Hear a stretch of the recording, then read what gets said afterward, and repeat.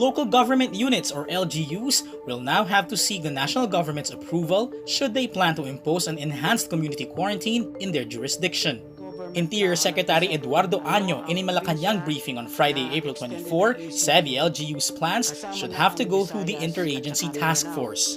So ngayon po, hindi na po pwede na mag-unilateral declaration ang isang local chief executive na ilalagay niya ang isang probinsya sa ECQ. Ito ay kailangang aprobado ng IATF. This comes after several LGUs in the Visayas and Mindanao declared lockdowns on their own, sometimes with measures reportedly stricter than what the national government had imposed. Año also warns LGUs that would insist on imposing lockdowns on their own would not receive their allocated emergency cash aid for poor families from the national government.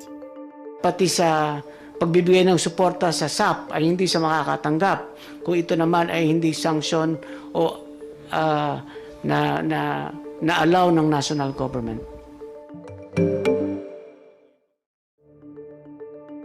Malacanang announces Metro Manila and other high-risk areas will remain locked down until May 15. Matapos pong makipagpulong ang ating presidente sa mga miyembro ng IATF, tinanggap po niya ang rekomendasyon ng IATF na ilagay po sa patuloy na ECQ ang NCR, Region 3, Region 4A at iba pang mga lugar hanggang Mayo 15 po.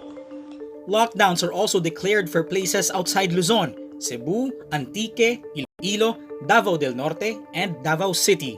The high-risk assessment for these areas would be reviewed and may change before April 30. The Luzon provinces that will be kept under lockdown are Bataan, Bulacan, Nueva Ecija, Pampanga, Batangas, Laguna, Cavite, Rizal, Quezon, Albay, the island of Mindoro, and Catanduanes. Experts have warned against lifting quarantine measures and physical distancing rules too early, saying it could lead to higher spikes in positive cases. Duterte also announced a general community quarantine would still be enforced in low-risk or moderate-risk areas until May 15, where some non-leisure stores can partially open, colleges can finish the academic year, and priority construction projects may resume. In the same announcement, Duterte hits communist-led New People's Army or NPA on how its lawlessness all over the country might force him to declare martial law. Now, let me be very clear on this. If itong lawlessness which was imposed on us by the NPAs for the longest time, 53 years, pag nagpatuloy kayo ng lawlessness ninyo, patay dito, patay doon, and it's happening all over the Philippines, maybe I will declare martial law because kayong mga NPA ang numero uno. Kinukuha ninyo yung mga tulong sa tao, pati yung supply pagkain nila. Meanwhile, Taguig City's drive-through coronavirus testing centers will be operational by this weekend to make the tests more accessible to residents. The drive-through service will be available in temporary testing facilities set up in Bonifacio Global City in Barangay Fort Bonifacio and Taguig Lakeshore in Barangay Lower Bicutan. Those who find health centers inaccessible but have personal vehicles can avail of the drive-through testing service. The city government also implements barangay-based testing.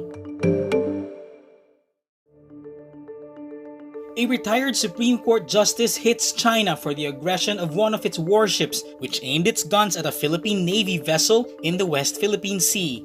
Retired Supreme Court Associate Justice Antonio Carpio calls it a hostile act that heightened tensions and put Filipino lives at risk. Carpio says, quote, "A warship that locks its fire control radar on another warship commits a hostile act under naval rules of engagement. Locking the fire control system is one step away from actual firing." Carpio, a staunch defender of the West Philippine Sea, calls the incident pure and simple bullying by China. China's moves violate the historic 2016 Hague ruling that asserted the Philippines' rights in the West Philippine Sea and invalidated China's sweeping 9-dash line over the strategic maritime area.